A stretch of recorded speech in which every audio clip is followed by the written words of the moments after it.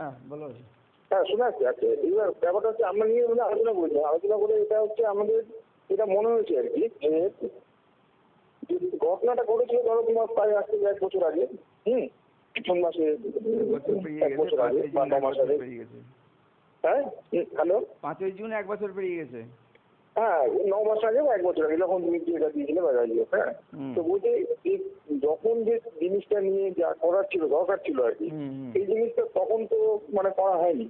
মানে তুমি অ্যাকচুয়ালি ঘটনাটা হচ্ছে যে তুমি চুপচাপই থেকে গেছো। না না না ভয়ে আমাকে চুপ করিয়েছে, ভয়ে তো চাকরি করলাম। না না ভয়ে ভয়ে চুপ করেছি মানে এটা তোমাকে কোনো সময় মানে টিকবে না কথাটা বলছি। তোমাকে তুমি ভয় দেখায় তুমি তারপর তুমি 1 বছর পর তুমি জানাও যে আমার ভয় দেখিয়েছিল, তাহলে তোমার এই ঘটনা ঠিক না। এখন তুমি বুঝতেই পারছি এখন যে কোনো ঘটনাতেই হচ্ছে যে কোনো কিছু করতে গেলেই সঙ্গে সঙ্গে জানানোর ব্যাপারটা আছে। এবার তুমি মানে এটার বক্তব্য এখানকার যেটা বক্তব্য হচ্ছে যে তখন তোমার 1 বছর আগের ঘটনা এরকম একটা ঘটনা ঘটলো এরকম যে তুমি মালদা ব্যাংকের উপরই তুমি ভরসা করে থেকে গেলো, তুমি আর কোথাও তুমি জানো না নেই যে ধরো তুমি যে তোমার হচ্ছে অ্যাসোসিয়েশন ছিল, তারপর হচ্ছে তোমার যে আরএম ছিল, ঠিক আছে আরএম স্যার ছিল বা যারা ছিল আরো উপরেও ছিল, যদি আরএম স্যার কথা না শুনে তাহলে তুমি বলতে পারতো বিভিন্ন জায়গাতে। হ্যাঁ এরকম ব্যাপারটা তোমারও হয়েছে। এখন যাই হোক তো এটা এখন ঠিক কি বেঁচেছি এটা নিয়ে যাচ্ছি না আলোচনায়, কারণ ওটা নিয়ে কোনো ই নেই। এখন যেটা মানে এইচআর ম্যানেজার যেটা বললো আরএম স্যারের কথা সন্দেহ করে যেটা বললো ইমিডিয়েটলি বললো ওটা ডিলিট না করলে কিন্তু এখনই কিন্তু এফআইআর করবে। সুতরাং হ্যাঁ এখন না সুতরাং এখন তুমি আমার মনে হয় যেটা একজন তুমি ওটা করে দেওয়াই ভালো মনে হয় যে অফিসিয়াল সিক্রেসি অ্যাক্টে তোমাকে ফেলবে আর কি।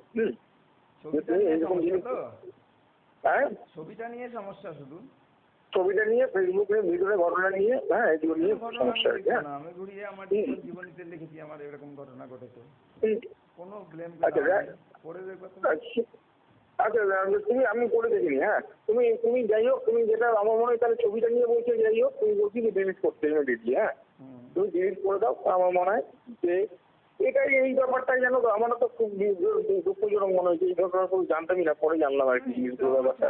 আর এটা হচ্ছে আর এটা এদের কথা হচ্ছে যে আমরা তো ওকে চুপ করে থাকতে বলেছিলাম, যে বলেছিলাম যে স্টেট পার্টি বলেছিল টাকাটা দিয়ে দিতে বলেছিল। হ্যাঁ কিন্তু ও কেন থানায় গেল?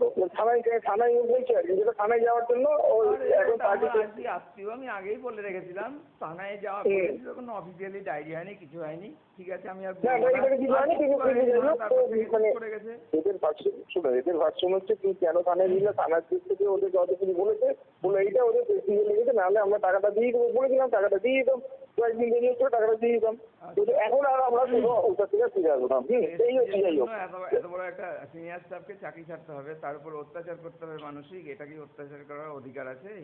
এটা হচ্ছে ভীষণ দুঃখজনক। আবার পুরো ঘটনাটা শুনে আমার ভীষণ দুঃখজনক মনে হয়েছে, কিন্তু তুমি একদম তুই চুপচাপ থেকে গিয়ে তুমি কাউকে কোনো কিছু বলে অনেককে বলেছি এরকম টাকার ঘটনাটা। হ্যাঁ এরকম একটা টাকা শর্ট দিচ্ছে এরকম একটা। হ্যাঁ কিন্তু এরকম যে মানে এই জন্য চাপ সৃষ্টি করে ব্যবহার করতে ব্যবহার খারাপের জন্য ব্যবহার খারাপের জন্য তোমার হচ্ছে যে তুমি তোমাদের নাকি অ্যাসিডেন্টের ওখানে বলেছি ওটা কি যেরকম আমাদের